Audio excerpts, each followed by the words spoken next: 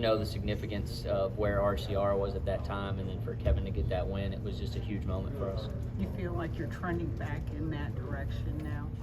Yeah, I think RCR has done a good job. Obviously, Kyle's had a great season so far, three wins. The 3 team has struggled a bit with our finishes and being where we want to be, but we've had some solid runs. Heck, last week in Chicago, we probably had a shot to have a chance at it there. Running second late in the race and just got the wall. But overall, RCR's been showing speed, and that's good in both series.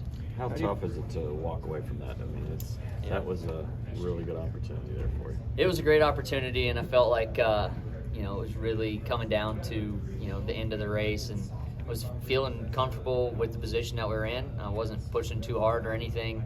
I thought Justin had started coming back to us, and I was beating him pretty heavily in the braking zones. And when I got into 12, he had kind of missed the corner a bit there, and it just opened up a little bit of air on my nose, and I got turned in, clipped the inside wall.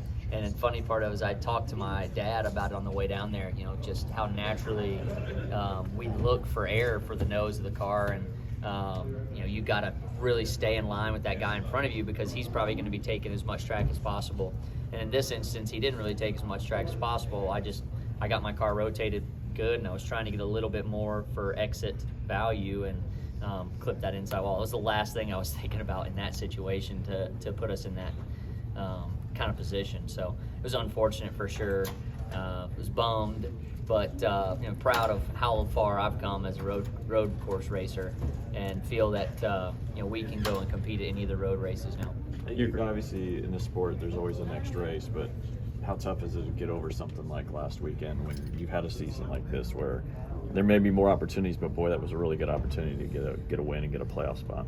Yeah, it can be frustrating, but you gotta have a small mind on that stuff. You gotta move on to the next week, and I saw it last year firsthand. It can all change in a blink of an eye with Daytona, putting our team in a championship position. So every weekend's an opportunity in this sport. Everybody's really good at what they do, and this car and the way things are, you can't mentally take yourself out of it ever, because you just never know the position that you're going to be in. Your grandfather was testing the Harvick 2001 car earlier this morning. How cool will that be to see tomorrow? Yeah, it's very cool. My dad said he's more nervous about the 29 car going around the track this weekend than our Cup car. So he wants to make sure that car makes his laps, and then he'll be relaxed for the rest of the race, because it's our whole shop is dug in on that car and put in a lot of work to get it running. How do you feel Atlanta's matured as a super speedway track?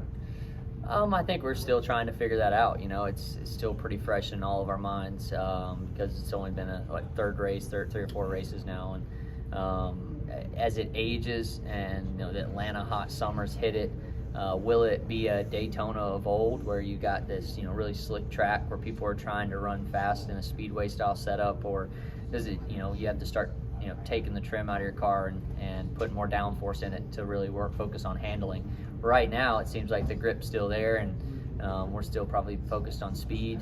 The heat will definitely be a factor, but luckily these are night races. Do you miss the old layout, or are you liking this new layout? I think everybody misses the old layout, because as a driver it was very challenging and slick, and you had to hit your line and find that little trough in the edge. Now it's another speedway, so it's exciting and adrenaline for all the fans. For the drivers, it's a little different.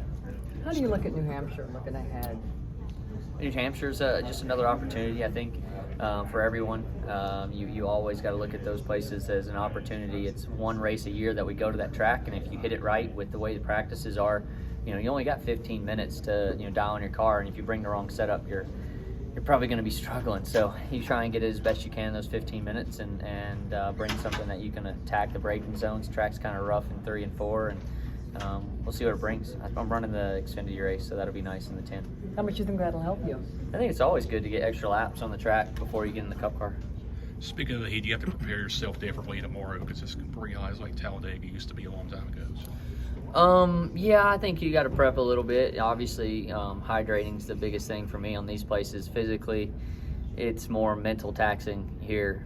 You're laid on the right side of the seat pretty hard, but yeah, it'll be hot, and we're just ready for it. You don't want anything to fail as far as the driver cooling systems. Last week, in Chicago. My cool shirt broke on the warm-up laps. The plug broke inside, and I was shutting the car off, turning it off, trying to figure out how to get it back on. Luckily, it was kind of cool after the rain, and it wasn't a hot one, or that would have been a struggle for sure. I would have had to probably pit to get something figured out there. But yeah, you want to make sure everything works properly in this kind of condition. You mentioned hydrating. How This is Austin Dillon, driver of the Bass Pro Shop Chevrolet. Make sure to hit that subscribe button.